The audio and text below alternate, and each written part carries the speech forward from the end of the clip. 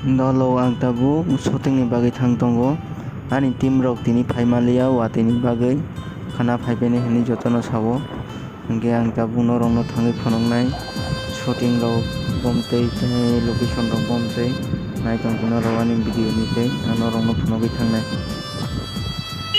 hingke jeng tini first day shooting ni bagai phaijak o jaga rok markhe naithok tongo dolo naitong di ani video kotal phaina naitongo 2020 ke logio tongo iko an dolo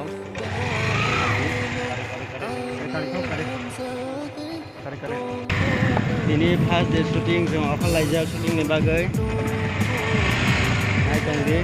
kabu tangi phongnai nong no shooting khaima rok phonglana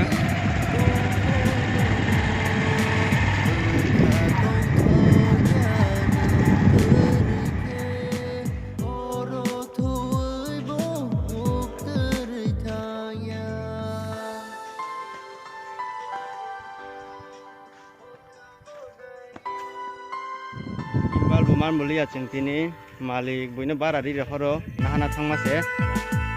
ke jeng tini stand rok bai tei yak gimbal rok bai ma khelai tongo shooting ke jaga rok onek no tawo khilong na hanma no borok no sini tirpura ni silong